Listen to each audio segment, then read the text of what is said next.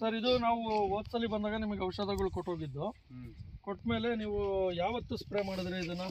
ಗುರುವಾರ ದಿವಸ ಮಾಡಿದ್ವಿ. ಕೊಡ್ತೀನಿ ನಾನು ಅಂದ್ರೆ ನಾವು ಬಂದಿದ್ದು ಗುರುವಾರ ಬಂದಿದ್ವಿ. ಗುರುವಾರ ಕೊಟ್ವಿ. ಎಷ್ಟನೇ ತಾರೀಕು? ಸಂಜೆ 3 ಗಂಟೆಯಿಂದ ಸ್ಟಾರ್ಟ್ ಮಾಡೋದು. ಈಗ ಗುರುವಾರ ಹೊಡೆದಿದ್ರ ಅಂದ್ರೆ ಗುರುವಾರ, ಶುಕ್ರವಾರ, ಶನಿವಾರ, ಭಾನುವಾರ, ಸೋಮವಾರ 5 ದಿನ ಆಗಿದೆ. ಏನ್ ಅನಿಸ್ತಾ ಇದೆ 5 ದಿನದ ವ್ಯತ್ಯಾಸ ನಿಮಗೆ? 2 ದಿವಸಕ್ಕೆ ಬಹಳ ಚೆನ್ನಾಗಿ ಕಾಣುತ್ತೆ. 3 ದಿವಸಕ್ಕೆ ಬಂದು ನೋಡಿದ್ವಿ ನಾವು ಇಬ್ರು. ಬರ್ರಿ ನೀವು ಪಕ್ಕದ ತೋಟ ನೋಡು, ಇದನ್ನ ನೋಡು ಅಂತ ನಾನು ಅವನಿಗೆ ಹೇಳಿದೆ. ನಿಮಗೂ ಅವತ್ತೇ ಅಲ್ವಾ ಕೊಟ್ಟಿದ್ದು? ಅವ್ರಿಗೆ ಕೊಡ್ತೀನಿ. ಬಟ್ ನೀವ್ ಯಾವತ್ತು ಹೊಡೆದ್ರಿ? ನಾವು ನಿನ್ನೆ ಹೊಡೆದ್ವಿ. ಮತ್ ನೀವು ಗುರುವಾರಲೇ ಯಾಕೆ ಹೊಡಿಲಿಲ್ಲ? ಅದೇ ಅವ್ರದ್ದು ಹೊಡೆದಿದ್ವಿ ಅಲ್ಲ, ಅವ್ರದ್ದು ನೀನು ಟೆಂಪರ್ ಐತಿ, ಎಂಟಿ ಸಾಗಿದ್ದಿಲ್ಲ. ಇವ್ರ ತೋಟ ನೋಡಿದ್ರು ಚೆನ್ನಾಗಾದ್ಮೇಲೆ ಇಲ್ಲ, ಅವತ್ತು ಅನುಮಾನ ಇತ್ತು ಇವರಿಗೆ. ಇವ್ರ ಏನ್ ಹೇಳಿದ್ರು ಗೊತ್ತಾ? ನೋಡ್ರಿ, ಗಿಡ ನನಗೆ ಚೆನ್ನಾಗ್ಲಿದ್ರು ಪರವಾಗಿಲ್ಲ, ರೊಕ್ಕ ಬೇಕಾದ್ರೆ ಇನ್ನೊಂದ್ 500 ಜಾಸ್ತಿ ಆಗ್ಲಿ, ನನ್ ಗಿಡಕ್ಕೇನು ಆಗ್ಬಾರ್ದು. ಅವ್ರು ಹಂಗ ಅದನ್ನೇ ಹೊಡಿ ಅಂತ ಹೇಳ್ತಿದಾರ. ಇಲ್ಲ ನಮ್ದು ಆತರ ಇದೆ.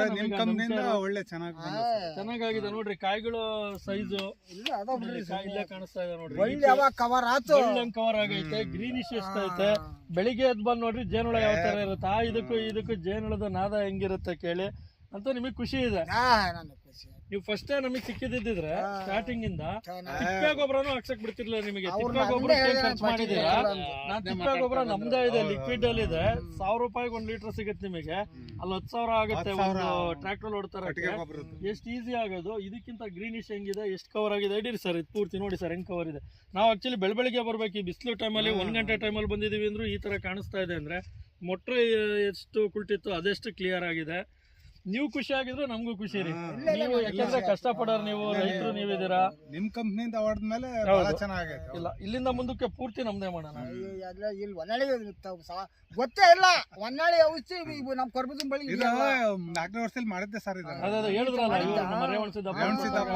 ನೀವು ಮಾಡಿದೀರಾ ಇಲ್ಲ. ಅವರು ಕರೆಕ್ಟ್ ರೀತಿ ನಿಮಗೆ ಮಾಹಿತಿ ಕೊಟ್ಟಿಲ್ಲ ಬಿಡ್ರಿ. ಅವ್ರು ಒಂದು ರಾಸಾಯನಿಕ ಹಾಕ್ಬಾರ್ದು ಅಂತಾರಂತೆ. ಕೆಮಿಕಲ್ ಗೊಬ್ಬರ ಹಾಕ್ಬಾರ್ದು ಅಂತ ಹೇಳಿದ್ರೆ ತಾನೇ ಅವರು. ತಪ್ಪದು. ನೀವು ಗೊಬ್ಬರಕ್ಕೂ ನಮ್ಮ ಔಷಧಿಗೂ ಸಂಬಂಧ ಇಲ್ಲ. ನೀವು ಗೊಬ್ಬರ ಹಾಕ್ತಾಗಲೇ ಕಾಯಿ ಸೈಜ್ ಬರೋದು. ಒಂದ್ 4-5 ಕ್ವಿಂಟಲ್ ಯಾವಾಗ ನಾನು ಬಂದು ಬೈದು ಹಾಕ್ಸಿದೆ, ಮುಂದಿನಿಂದ ನಾವೇ ಇರ್ತೀವಿ. ನಾವು ಪರ್ಮನೆಂಟ್ ನಿಂತಿದೀವಿ. ಇನ್ನ ಆ ಕಂಪ್ನಿಲಿ ನಾನು ಇದ್ದೇ ಇರ್ತೀನಿ. ಮುಂದಿನ ವರ್ಷಕ್ಕೆ ಡಾಕ್ಟರ್ ಕೂಡ ನಮ್ ಜೊತೆ ಇರ್ತಾರೆ. ಡೇ 1 ಇಂದ ಅಂದ್ರೆ ಬೀಜೋಪಚಾರದಿಂದ ಹಿಡಿದು ಕೊನೆ ತನಕನೂ ನಮ್ದೇ ಆಗ್ಬೇಕು. ನೀವು ಎಷ್ಟು ಖರ್ಚು ಮಾಡಿದೀರಾ ಅದರಲ್ಲಿ ಕಾಲ್ ಭಾಗ. ಈಗ ಒಂದು 10,000 ಖರ್ಚು ಮಾಡಿದಾರೆ ಅಂದ್ರೆ 2,500 ರೂಪಾಯಿ ಖರ್ಚಲ್ಲಿ ನಾನು ಇದೇ ತರ ಬೆಳೆ ತಗೊಡ್ತೀನಿ. 7,500 ನಿಮ್ಗೆ ಉಳಿಯುತ್ತೆ.